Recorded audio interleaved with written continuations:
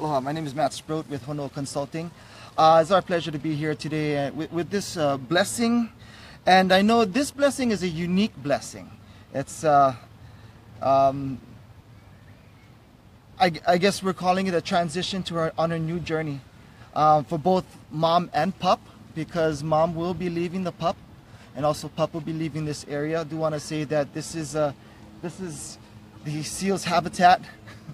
I always would like to say that this is the seal's habitat, not ours. But you know, in this position, it is for the protection of the seal that we're going through this measure. So in that case, we're going to do a blessing, a traditional Hawaiian blessing. And some of the protocols that you will see, first one is called pikai. And pikai is the spreading of the salt and the salt water. Of course, we all know that salt is a preservative. So I'm not sure if our kahu actually got the salt water already, because I know that mom and pup was down there a little earlier. I think he might have gotten the salt water, but usually they'll go down to the ocean side, collect some of the salt water that they'll be using for the blessing. And this protocol is to preserve love between the pup and her mom.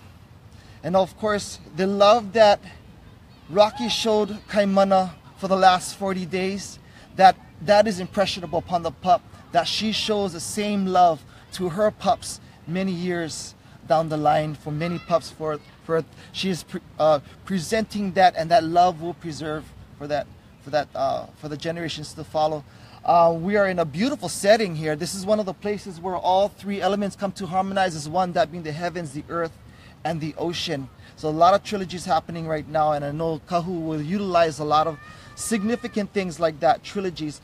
But another protocol you will see him using is the ha, the breath of life, and that will be used in the form of the pu, or the conch shell. He'll be blowing the conch shell, and this will be to preserve the area and also to purify this area.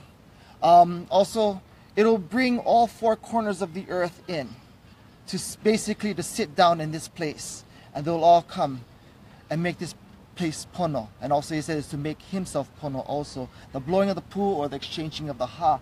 He'll be utilizing the tea leaf. The tea leaf in ancient Hawaii was another symbol of mana, of love. We all know where the Hawaiian houses are around the island, you know, because you all have tea leaves growing around the house.